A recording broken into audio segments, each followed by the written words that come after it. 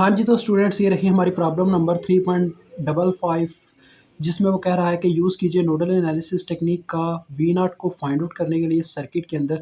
तो देखें बच्चों, सबसे पहले हमें नोड को आइडेंटिफ़ाई करना होगा। नोड एक ऐसा पॉइंट होता है जहाँ पे एक से ज़्यादा चीज़ों की वायर अटैच हो, जहाँ पे 3 चीज़ों की वायर अटैच होती है वो कहलाता है हायर नोड, और जहाँ पे 3 से ज़्यादा चीज़ों की वायर अटैच होती है वो कहलाता है सरफेस नोड। और एक होता है बाइनरी नोड, इसके नाम से ही ज़ाहिर हो रहा है, जहाँ पे 2 चीज़ों की वायर अटैच हो, उसको हम कंसीडर नहीं करते क्योंकि वो हमारा क्वेश्चन लंबा कर देता है। ठीक है जी। तो सबसे पहले नंबर पर देखें, हम नोड आइडेंटिफाई करने लगे हैं। ये मेरे पास फर्स्ट नोड है, हायर नोड, जहाँ पे 3 चीज़ों की वायर अटैच हो रही है, एक रेजिस्टर, एक वोल्टेज सोर्स और एक करंट सोर्स।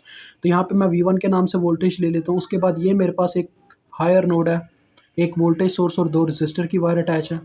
तो यहाँ पे V2 के नाम से वोल्टेज ले लिए। और एक ये मेरे पास सरफेस नोड है, यहाँ पे 4 चीज़ों की वायर अटैच है, 2 रेजिस्टर, एक करंट सोर्स और एक वोल्टेज सोर्स। तो यहाँ पे मैं V3 के नाम से वोल्टेज ले लूँगा। और एक ये पूरे नीचे वाली सतह पे मेरे पास सरफेस नोड है, ये होल सरफेस। ठीक है जी। ये एक ही नोड है, क्योंकि देखो इसके बीच में कोई कंपोनेंट नहीं लगा हुआ रजिस्टर वगैरह जो एक से ज़्यादा नोड बनाए, और इसके ऊपर आके कई यहाँ पे वायर्स अटैच हो रही हैं। तो ये पूरा एक ही नोड है, सरफेस नोड। ठीक है जी। 4 वायर्स अटैच है, 4 चीज़ों की।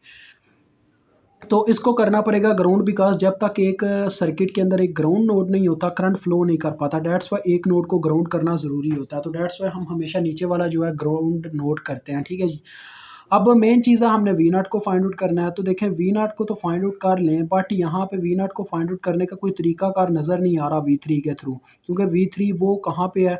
और मैंने आपको बताया था, जब तक सिर्फ एक कंपोनेंट ना हो दो नोड्स के सेंटर में और उसके क्रॉस आपके पास अननोन चीज़ हो, तब आप उसकी इक्वेशन लिख सकते हो। लेकिन यहाँ पे 2 चीज़ें हैं, एक रजिस्टर भी लगा हुआ है बीच में। यानी कि आपको क्या करना होगा, यहाँ पे ओहम्स लॉ की थोड़ी हेल्प लेनी पड़ेगी। वो कैसे, मैं आपको बताता हूँ। देखें बच्चों, V3 यहाँ पे हम क्या करते हैं कि इस वायर के अंदर एक करंट का डायरेक्शन लेके फ़्लो करवा देते हैं। लाइक मैं कहता हूँ यहाँ पे एक करंट फ़्लो कर रही है इस डायरेक्शन में I1 के नाम से। ठीक है जी। अपनी तरफ से मैंने एक करंट यहाँ पे क्या किया, कंसीडर कर लिया। अब मैं I1 की इक्वेशन लिखता हूँ। देखें I1 की इक्वेशन क्या बनेगी, ज़रा गौर कीजिएगा। I1 की इक्वेशन ये बनेगी कि ये जिस नोड में से लीव करती है ना करंट अपनी डायरेक्शन के अकॉर्डिंग, करंट, ये लिविंग करंट फार्मूला जो भी मैं आपको बताने लगा हूँ। करंट जिस नोड में से अपनी डायरेक्शन के अकॉर्डिंग लीव कर रही है, उसी वक्त उस नोड के वोल्टेज लिख के आगे माइनस लिखते हो। ये लिविंग करंट फार्मूला है।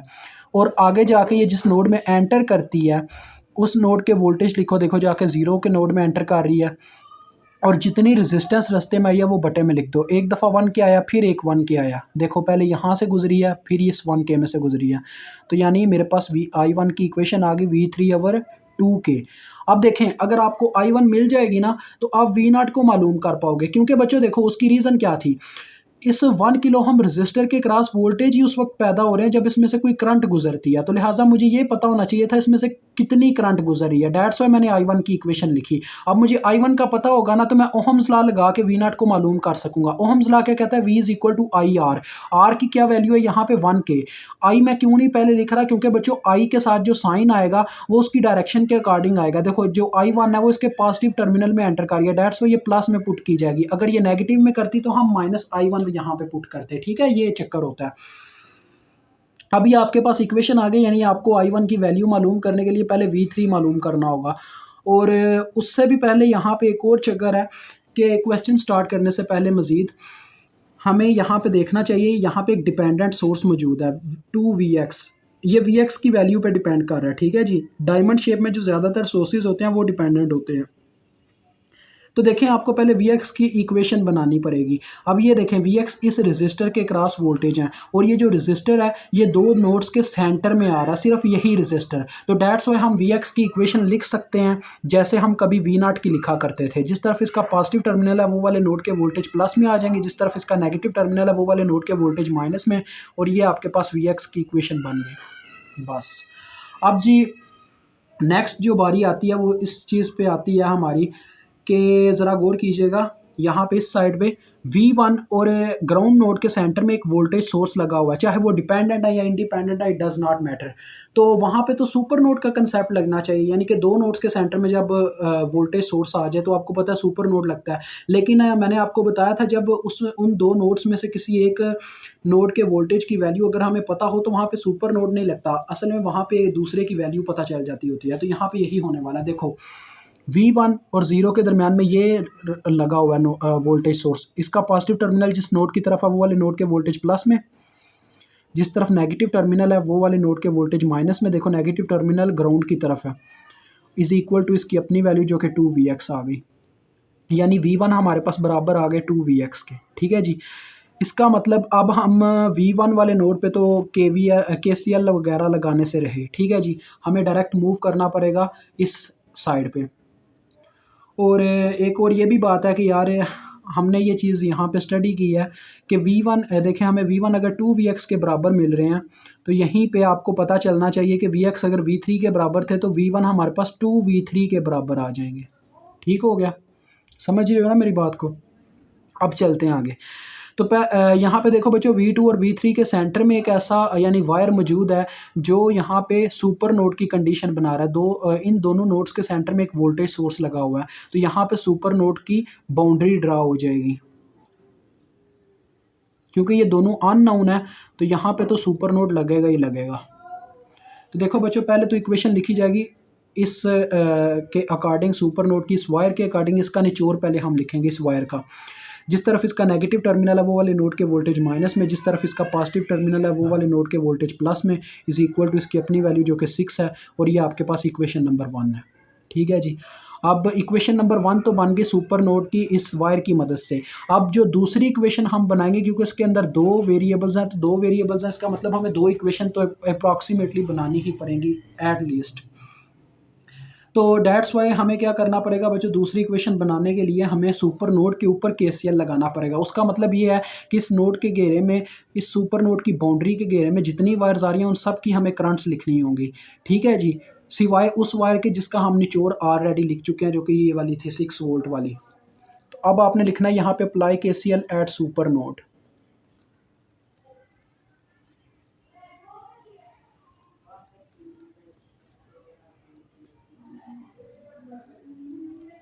तो गौर कीजिएगा, अब सुपर नोड पे KCL लगने लगा। ये हमारा सुपर नोड है, इसके घेरे में जो जो वायर्स आ रही हैं उन सब के ऊपर हमने KCL लगाना। KCL कहता क्या था, the sum of entering current is equal to sum of leaving current, यानी एक नोड के अंदर जितना करंट एंटर करता है उतना ही लीव करता है। तो बच्चों, मैं लिविंग करंट्स हमेशा लेफ्ट हैंड साइड पे लिखता हूँ और एंटरिंग करंट से राइट हैंड साइड पे। ये चीज़ याद रखिएगा। जिस वायर की करंट का हमें पता नहीं होता, यानी वो रजिस्टर वाली वायर हो, तो फिर हम वहाँ पर लिविंग करंट फार्मूला लगाते हैं। वो कैसे लगाते हैं वो भी आपको पता चल जाएगा। देखें बच्चों, इस वायर के अलावा जितनी वायर्स इसके अंदर आ रही हैं ना बाउंड्री में, उन सब की करंट लिखनी है। पहले नंबर पे तो ये वाली वायर से स्टार्ट करते हैं। तो देखो, इस वायर की करंट का मुझे नहीं पता, ये एक रजिस्टर वाली वायर है, तो यहाँ पे लिविंग करंट फार्मूला लगाने लगा मैं। तो बच्चों, मैं क्या करूँगा, इस नोड में से एक करंट को लीव करवा दूंगा। तो जिस नोड में से आप करंट लीव करवाते हो उसी वक्त उस नोड के वोल्टेज लिख के आगे माइनस लिख देना होता है। ठीक है जी, आपको शायद नज़र नहीं आ रहा, अभी नज़र आ रहा है। ठीक है, मैंने यहाँ से करंट को लीव करवाया, डैट्स वाई मैंने उसी वक्त उस नोड के वोल्टेज लिख के आगे माइनस लिख दिया। अब ये करंट यहाँ से लीव करती V1 में एंटर हुई, तो ये आ गया V2 माइनस V1, और जितनी रेजिस्टेंस रास्ते में वो आगे बटे में जो कि 1K है। ये ऐसे लगता है लिविंग करंट फार्मूला।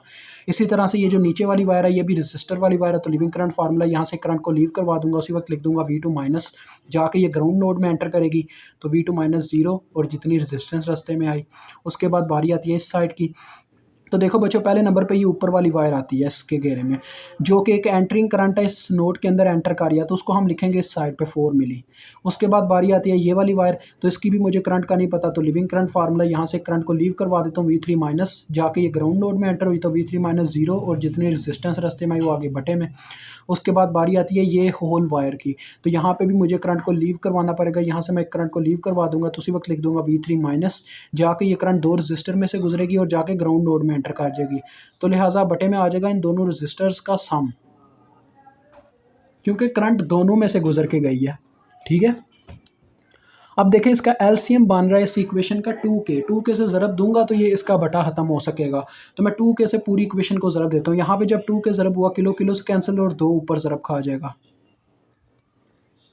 यहाँ पे भी 2 ऊपर ज़रब खाएगा क्योंकि बटे में 1 है। यहाँ पे भी 2 मल्टीप्लाई होगा। यहाँ पे क्या होगा, 2 के ऊपर 2 के जब मल्टीप्लाई होगा तो यहाँ पे नीचे भी 2 के होगा, 2 के कट जाएगा और सिंपल ऊपर वाला नंबर आ जाएगा V3। और इस साइड पे जब 2 के ज़रब होगा 4 मिली के साथ किलो मिली कैंसिल, 2 4 बार 8 हो जाएगा। अब ज़रा गौर कीजिएगा बच्चों, सबसे पहले नंबर पे V1 का ये जो कंपोनेंट है -2 इंटू V1, तो V1 की जगह आपको पता क्या पुट हो जाएगा 2V3, -2 इंटू 2V3। ठीक है जी, ये मैंने पुट कर दिया इसकी जगह। आगे 2 + 2 4, 4v2, ठीक है, 4v2 ये हो गया, और ये हो गया 3v3 इज इक्वल टू 8। बस ये आपके सामने इक्वेशन बनने लगी है। ये देखें -4 है ना, -4v3, तो 4v2 -4 + 3 यानी कि -1 आ जाएगा, -v3 सिंपल आ जाएगा। ये आपके पास इक्वेशन 2 बन गई है। अब हम इसको लिखेंगे मैट्रिक्स फॉर्म में, इन दोनों इक्वेशंस को, और सॉल्व कर लेंगे कैलकुलेटर पर।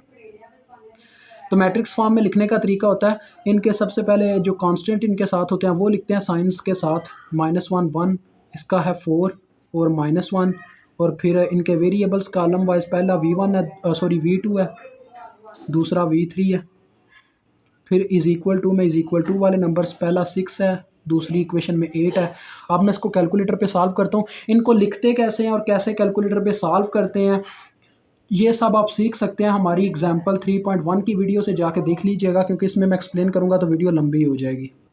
तो लें जी, ये मेरे पास इनकी वैल्यूज़ आ गई हैं इस तरह से कैलकुलेटर पे। 4.67 वैल्यू है v2 की, और 10.67 वैल्यू है जी अपने v3 की। v2 is equal to 4.67 and v3 is equal to 10.67। ठीक है जी, ये वैल्यूज़ आई हैं। और हमें क्या चाहिए थी, आपको पता है हमें तो I1 के लिए v3 की वैल्यू चाहिए थी, क्योंकि I1 के थ्रू ही v0 मालूम होगा। तो अभी हम I1 को मालूम करने जा रहे हैं। I1 देखें क्या फार्मूला है, I1 is equal to v3/2k। तो v3 की वैल्यू 10.67/2k, ऐसे आ गया हमारे पास ये फार्मूले में वैल्यू पुट करने से।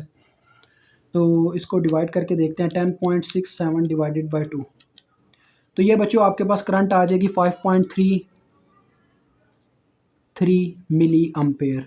किलो ऊपर जाके मिली हो जाएगा। ठीक है जी, ये आपके पास I1 की वैल्यू आ गई। अब इस वैल्यू को उठा के जब आप पुट करोगे यहाँ पे, क्योंकि V0 हमने मेन चीज़ तो V0 मालूम करनी है, तो V0 वहाँ पे उसके फार्मूले में पुट करोगे। V0 is equal to 1k into I1। I1 की वैल्यू आपके सामने है, वो देखें, वो उसकी इक्वेशन 1k I1। तो I1 की वैल्यू पुट हो जाएगी 5.33 मिली, और आपको पता है मिली और किलो आपस में ज़रब खा के कैंसिल, और सिंपल आपके पास वैल्यू आ गई 5.33 वोल्ट। ये आपका क्वेश्चन हो गया सॉल्व।